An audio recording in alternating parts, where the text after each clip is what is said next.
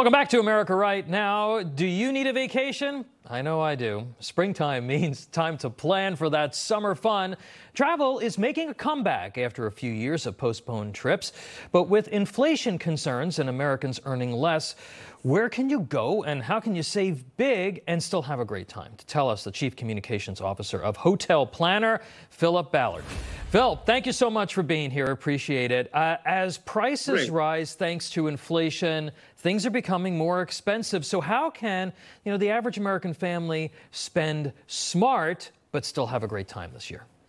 Sure. Thanks for having me. I would say there's a lot of different hacks that you can look at. Everything from booking the very first flight of the morning, because those flights are likely to have less cancellations and will likely more arrive on time. So always book the first flight if you can. And then you actually get an extra day of vacation out of it because hopefully you're arriving by early morning and you can enjoy that full day. And most hotels will let you check your bags ahead of time. Another thing to consider is rail travel. So if you're traveling between 200 and 500 miles, maybe you can actually save some money by rail travel. For example, the Brightline high-speed rail system in Florida has now extended from all the way to Orlando down to Miami, which is new. And by next year, they'll extend to Tampa. And now there's talk about a high-speed rail system from Los Angeles to Las Vegas in the next couple of years. So that could be groundbreaking. Yeah, let's talk about destinations, because first of all, those are great tips. But let's talk about where people can go. Where are some family-friendly destinations that you would recommend traveling inside the U.S.? We'll talk about the rest of the world in a minute, but here in this country.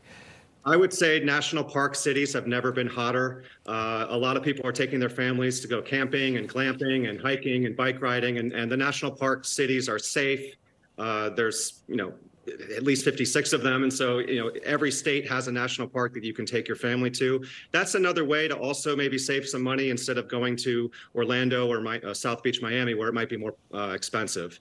I'm big on the Gulf Coast region and, all the way from, Pensacola to New Orleans. There's a lot of beautiful beaches there, and the pricing can be about a third of the prices that you might see in Hilton Head or Miami. So check out Gulf Shores, Alabama, check out Pensacola, places, Gulf Shores, places like that. Now, I hear the Great American Road Trip is making a comeback this year.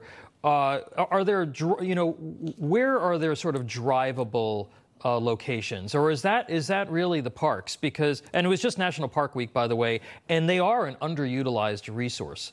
Talk about road trips and doing road trips rather than the big trip. I would say the Great American Road Trip has been revived in the past couple of years. There's a strong desire to, put, grandma and grandpa and all the kids in a big Suburban and take that road trip to Hershey Park, or to see the Amish, or to go to upstate New York and go antiquing, or, there's amazing road trips in all 50 states, but I would say, the Blue Ridge Parkway is very popular. The Pacific Coast Highway, it's extremely beautiful and popular.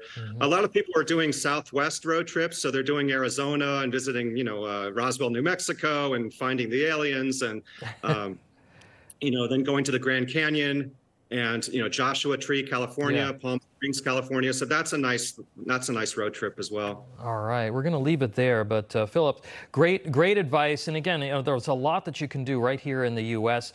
And also some terrific tips there. We appreciate it. Phil Ballard, thank you so much. My pleasure. Thank you.